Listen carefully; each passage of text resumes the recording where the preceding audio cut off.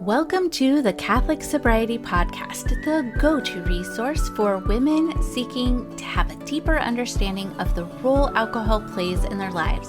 Women who are looking to drink less or not at all for any reason. I am your host, Christy Walker. I'm a wife, mom, and a joy-filled Catholic, and I am the Catholic Sobriety Coach, and I am so glad you're here. Today on the podcast, we are going to talk about labels. And what I mean by that is how those of us who are sober identify ourselves. So I personally identify myself as a recovering alcoholic or a recovered alcoholic. I don't just generally put that out there though. In most social situations, people just know me as a non-drinker, but close friends and family members, and I guess anyone who listens to this podcast or follows any of my social media or goes to any of my talks, I guess they also know that I'm a recovering alcoholic. So how that got started for me is that I do know that I have an alcohol use disorder is what I've heard it categorized as. I've also just heard of it being called a disordered attachment to alcohol, but I really don't have any issues saying that I have alcoholism or I had alcoholism. It doesn't really bother me because to me, having that label in my mind just reminds me that if I have one drink of alcohol, that could set me back to where I was before. So if I drink alcohol, let's say, I've had 25 years of sobriety, but let's say I decided, I wonder if I could moderate my drinking. I can tell you with absolute certainty that maybe I would be able to moderate for a short amount of time, but I promise you, I would be right back to consuming just probably as much as I could get my hands on. So that is not the same for everyone. And sometimes I have clients who do want to moderate their drinking, decrease their drinking, or even eliminate drinking altogether, but they do not consider themselves an alcoholic. They don't identify with that term at all. They don't want to be associated with that, and that is totally fine. As far as the term alcoholism goes, there's not really a prescribed checklist for what alcoholism is. So alcoholism generally is a term that's used to describe, a very serious form of problem drinking. It usually causes extensive harm to your health, to your life in general, your ability to perform, regular tasks. There are people who are considered high functioning alcoholics, and those might be people who can keep a job and don't necessarily appear that their alcohol is causing them a lot of issues on the outside, but inside or within their family or within certain relationships or activities, it is causing a lot of issues. So if you go to a doctor and you're wondering if you are an alcoholic, there are some things that they might do to assess whether or not you have a problem with alcohol. So the first thing they're going to do is ask you some questions related to your drinking habits. They'll probably perform some kind of physical exam to see if you have any signs that show that you do have complications related to your alcohol use. There might be some testing, lab tests that go along with that. And then they may even do a psychological evaluation, which would include, asking you about your thoughts and feelings, behavior patterns, and those types of things. So some of the signs that a person could look at to assess whether or not they do have a dependency on alcohol would be to look at their alcohol use. Do you have an impaired control over alcohol? Like, if you do set boundaries for yourself, are you able to keep those? So I have clients who they used to consume maybe 2 or 3 glasses of alcohol, of wine a night, let's say. And then pretty soon it turned into a glass of wine every night. And then before they knew it, it turned into half a bottle or even a bottle. Like, they wouldn't even be able to have any alcohol, any wine, like in the fridge, because they would want to finish that bottle of wine. So they started to have impaired control over their alcohol use. Now, they might be able to moderate. Like, a lot of women, a lot of us can stop drinking for 9 months and be fine. But then as soon as we're given the green light to drink again, then we can kind of go back into those habits. And it's really remarkable about how quickly that can happen. So if you're one of those people, it doesn't necessarily mean that you're an alcoholic or anything like that, but it may be time to really take a look at how alcohol is affecting your life. Another sign that there's an increased dependence on alcohol is that you're making it a priority. So you want to make sure that you have situations, or you are in situations where there will be drinking, or you may prioritize drinking over other daily activities and even responsibilities. So if drinking is more important than, getting places on time, hanging out with your friends, being present for your family, then that could be a sign that you are struggling with a disordered attachment to alcohol. And then there's also other unwanted effects from drinking that can happen. A lot of us, we use alcohol to maybe fall asleep faster. They think that, if I drink a glass of wine or 2 or 3 or a bottle, I will sleep better. And what most of us find is that it may help you fall asleep fast, but you're waking up in the middle of the night, or you're not having a restful night's sleep for other reasons. So that is also something that you'd want to take a look at. And I actually have a free resource that I created. It's a 12-page resource, and it's called Step Into Sobriety. It's just for people who want to decrease or even eliminate alcohol from their lives for any reason. And it has a lot of the same tools that I use with my clients. And again, it's just meant to bring awareness to your drinking so that you can find out when you're drinking, why you're drinking, how much you're drinking, what thoughts are coming up for you before and after. There's habit trackers and all kinds of stuff in there. So I will leave a link for that in the show notes.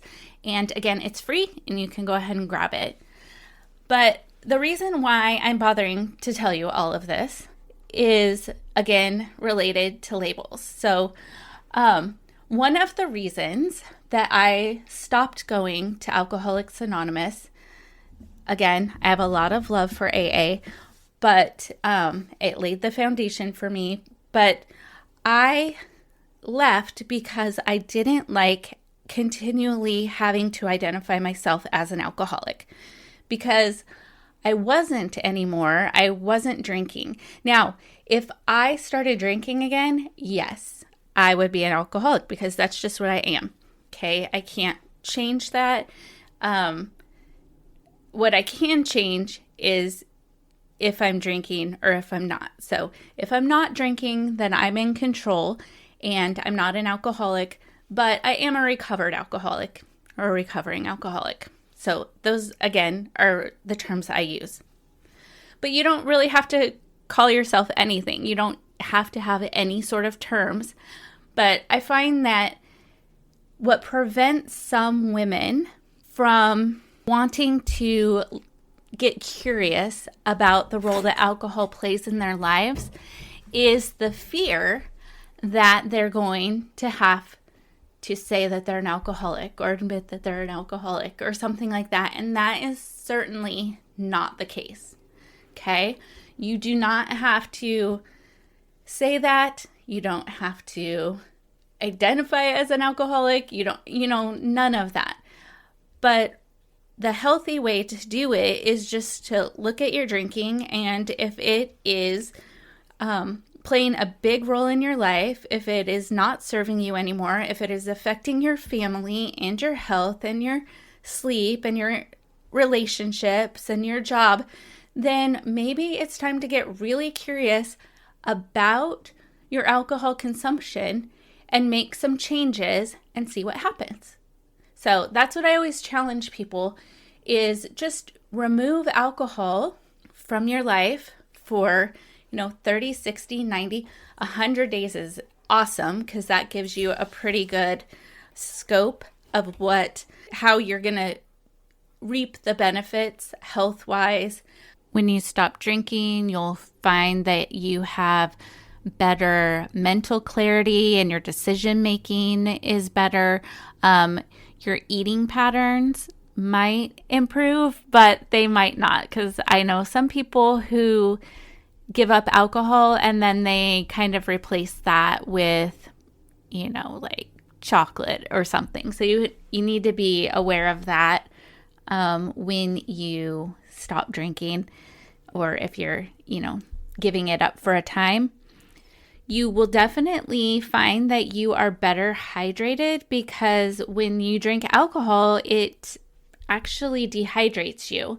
And that's part of the reason that you want to drink more. So you'll be better hydrated, you'll have more energy, you'll sleep better. You may even find that you lose weight. And you might save some money. So you could put that money into doing something fun for yourself, like instead of having that nightly glass of wine, maybe you get some really fun, and pampering, facial scrubs or masks or those types of things. And during the time when you would usually consume alcohol and kind of numb out, maybe you just kind of pamper yourself in that way. It feels really good and you won't wake up with a hangover. So now let's say after this experiment of not drinking, you discover that maybe your relationship with alcohol isn't a healthy one. So then what? Do you have to call yourself an alcoholic? And the answer is no. You don't have to. I don't have to. But it actually helps me to express just how serious my disordered attachment is. So it's not just me saying, no, I don't want to drink for health reasons, or, I can moderate, but I'm choosing not to drink at all. It's not that. The reason why I tell friends and family, close friends and family, that I'm an alcoholic and I have no problem sharing that is that it keeps me honest. And it definitely did in those very early days, because I decided that the more people that knew that about me, the less likely I was going to drink. Because if anyone saw me pick up a beer or, whatever, they'd be like, hey, I thought you were an alcoholic. You probably shouldn't be doing that. I don't know if anybody would have said that, but, so there's a little bit more of a reason why I can't drink, because for me, it's life or death. So the good news is that there's no need to call yourself an alcoholic, okay, to get sober. You don't have to. In fact, there are millions of people who don't drink for a variety of reasons, and they're not alcoholics. They're not even alcohol dependent. They are just sober for whatever reason that they want to be sober. That could be for health reasons. That could be for religious reasons. That could be, for just personal reasons. It doesn't really matter why a person doesn't drink. And you don't need to have a label to explain yourself. I mean, even as someone who does consider myself a recovering alcoholic, I don't have to use that label anytime or ever. I just can explain that I don't drink, which is what I do most of the time. I just say, oh, alcohol and me don't mix. Or I've said, oh, I left all that drinking back in my 20s. Or, I'll just say different things that are kind of just, lighthearted. Let people know I don't drink. Sometimes people push it a little bit and be like, oh, it's fine. You should have one, or, whatever, because they don't understand. It doesn't really matter. I don't have to explain myself to anyone. I can just say no. And eventually people are going to take the hint and they will stop asking. So I just hope, my hope is in recording this podcast that more people who want to examine what a life without alcohol would look like or be like or feel like will take the plunge without fear that they're going to all of a sudden discover they're an alcoholic or be worried about having to identify themselves in a certain way. Like, you don't have to do that, is the point of this entire podcast. So I hope that has been helpful for you. And if you have any questions at all related to quitting drinking or moderating drinking, or if you do think that you are an alcoholic, please feel free to contact me. I'll have my contact information in the show notes. Feel free to reach out to me by email or on social media. But I do have a lot of experience with working with women who are in recovery, who are recovering alcoholics and do identify themselves that way, and also working with women who just want to get sober for any reason. Well, that does it for this episode of the Catholic Sobriety Podcast. I hope you enjoyed this episode, and I would invite you to share it with a friend who might also get value from it as well. And make sure you subscribe so you don't miss a thing. I am the Catholic Sobriety Coach, and if you would like to learn how to work with me or learn more about the coaching that I offer, visit my website, thecatholicsobrietycoach.com. Follow me on Instagram at the Catholic Sobriety Coach. I look forward to speaking to you next time. And remember, I am here for you. I am praying for you. You are not alone.